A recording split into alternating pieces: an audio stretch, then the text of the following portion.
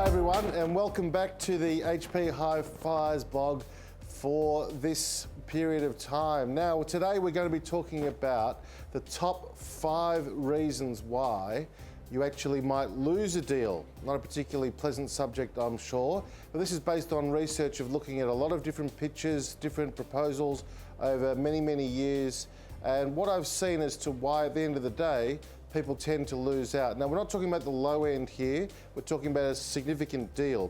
And we're not talking about price because surprisingly, price is not the main determinant as to why you might lose a particular deal to a competitor.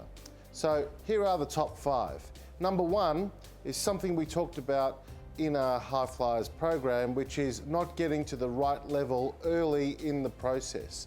And as you know already, and you heard from the customer panel, if you start going in at too low a level at operations or junior IT level, and then try to escalate your way up to the top, you miss the chance to set the tone, the benchmark, and understand their business requirements from an early time in the schedule, in the sales cycle.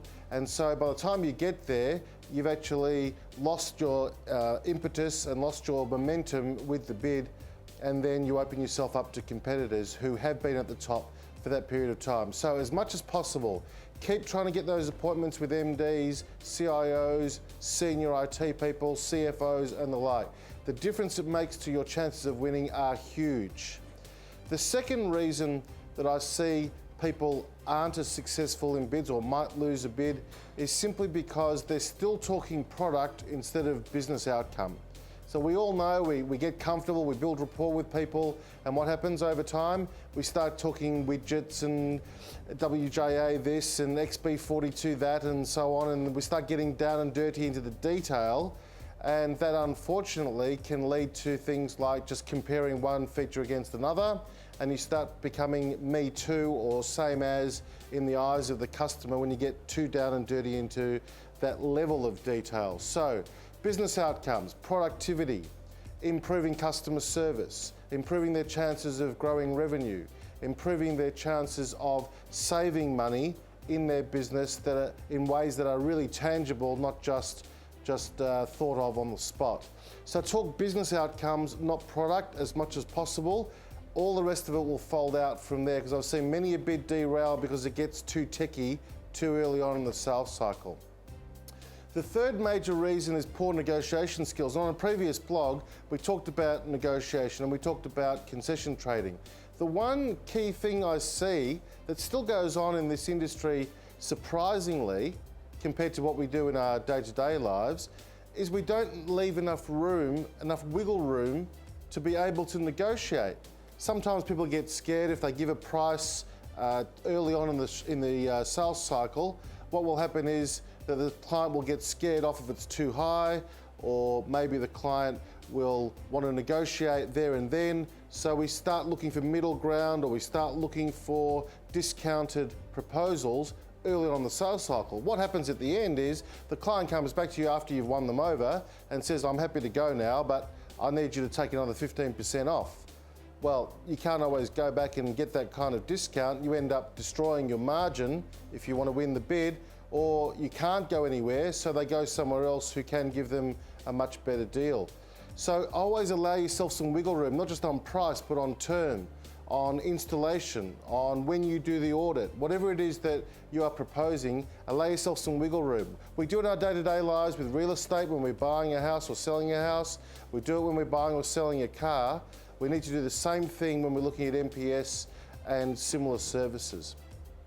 The next reason is looking at talking about the tender process itself and the pitch and proposal.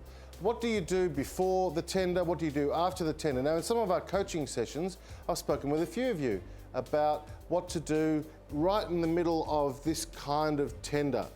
My key advice to you to avoid losing is keep pitching. What I mean by that is keep talking to the client all the way through, putting probity aside.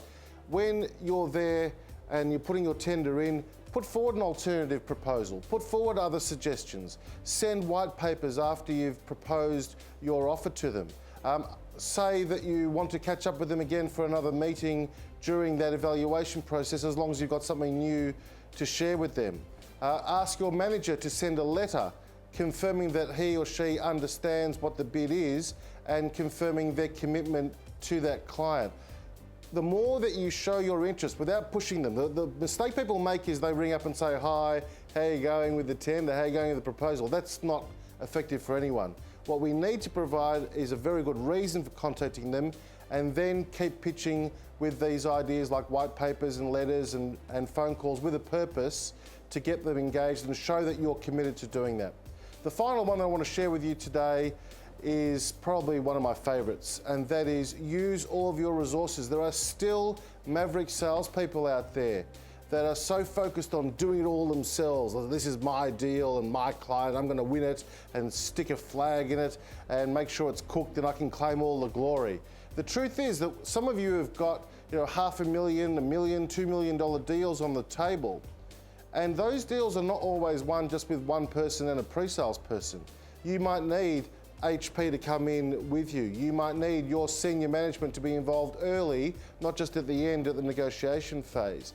Use all your resources. Use any experts you can find. Bring your own CFO into the meeting if you want to discuss the ROI and to discuss the financial benefits of your proposal.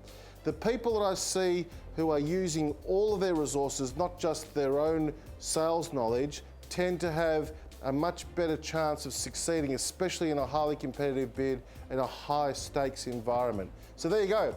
Top 5 reasons for why deals are often lost. If you can avoid those, you're well on the way to winning. See you next time.